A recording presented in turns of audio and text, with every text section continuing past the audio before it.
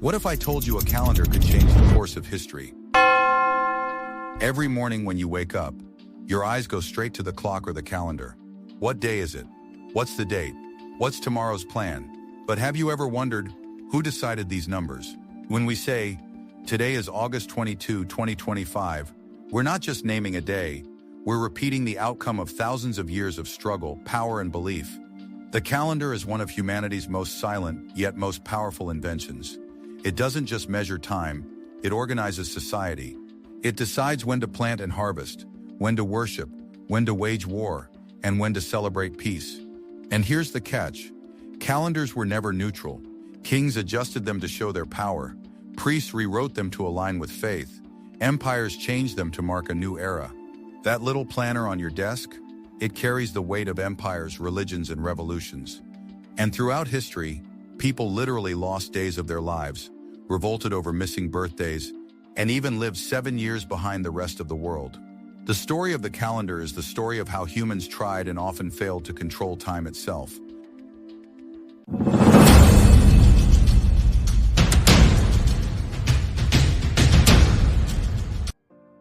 The first humans who looked up at the stars didn't just see lights, they saw clocks. In ancient Egypt, life itself was chained to the Nile. If you planted too early, the crops drowned. Too late, and famine struck. They realized that the star Sirius rose just before the Nile floods.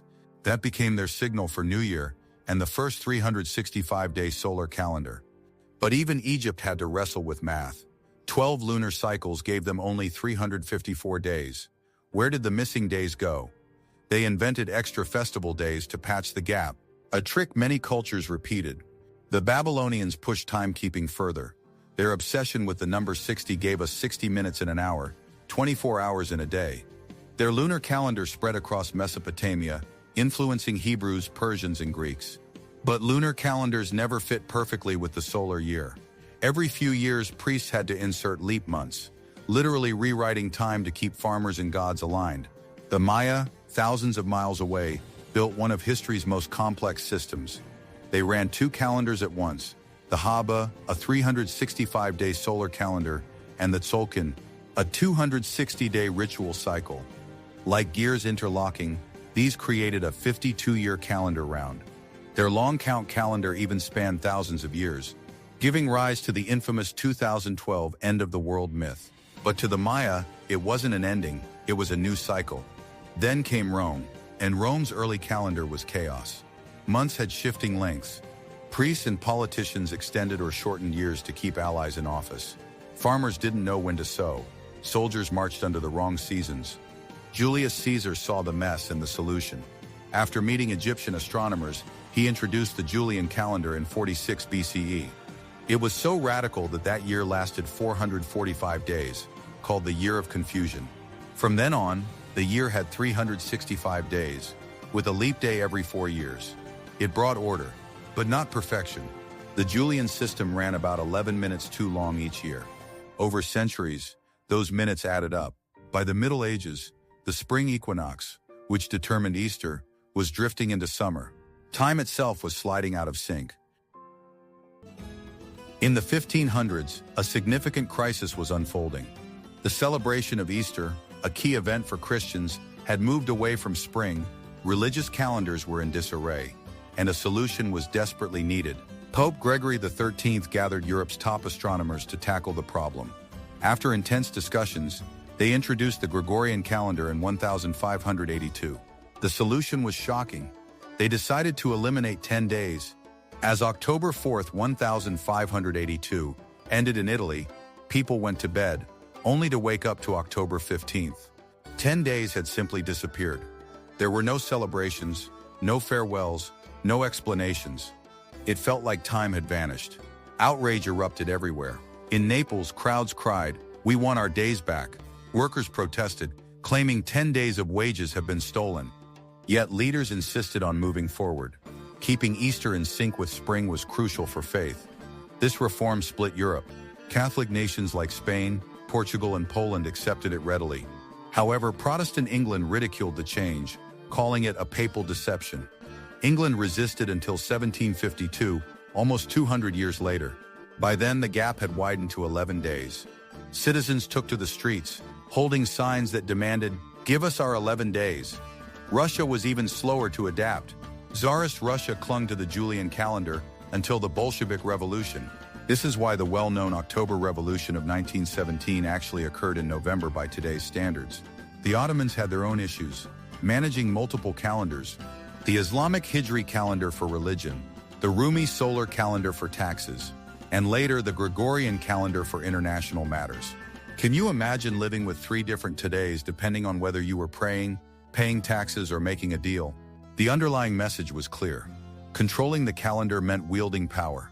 Those who managed the calendar influenced the lives, work, and even salvation of the people. The story doesn't end here. There's so much more to discover. Today, the Gregorian calendar reigns supreme globally, but many cultures fiercely uphold their unique timekeeping traditions. Take China, for example. While the Gregorian calendar is officially recognized, an incredible quarter of the world's population celebrates Chinese New Year according to the lunar calendar. Imagine vibrant streets illuminated by breathtaking fireworks, not on January 1st but weeks later. This beautifully illustrates that time can bring about countless new beginnings. Then there's the Jewish calendar, a stunning fusion of lunar and solar cycles, dictating significant holidays like Passover and Yom Kippur. Its meticulous design features a remarkable 19-year cycle, ensuring that religious celebrations seamlessly align with the seasons. Contrast this with the Islamic Hijri calendar, which is purely lunar. This fascinating system causes months to drift through the solar year, meaning Ramadan might fall in the biting cold of winter one year, and the sweltering heat of summer another one. For Muslims, this shifting calendar is not a flaw. It embodies a profound submission to divine timing, setting it apart from human-made constructs.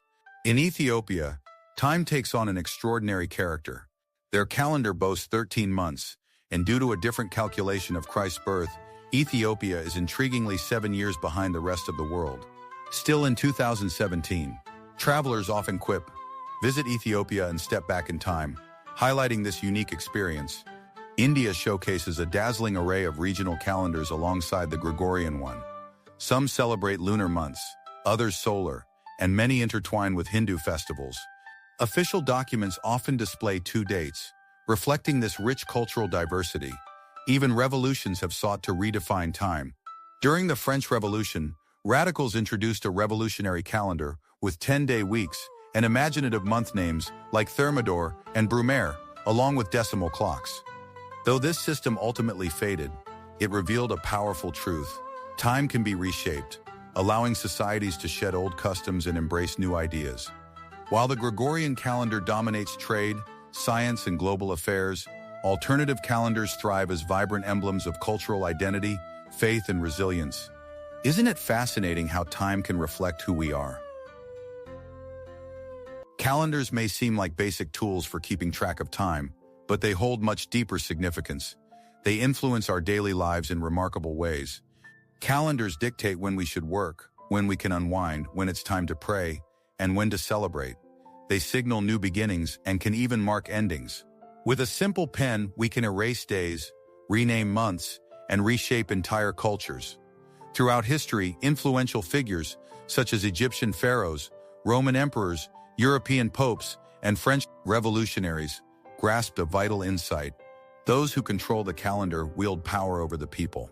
However, calendars are delicate constructs. They have been rewritten, contested, and replaced repeatedly. Picture this. What if, starting tomorrow, global leaders decided a week would have 10 days or a year would last 500 days? Would you resist this change? Or would you adapt, as countless others have done? This brings us to an eye-opening truth. Time is more than a mere physical measurement. It's a collective agreement among us.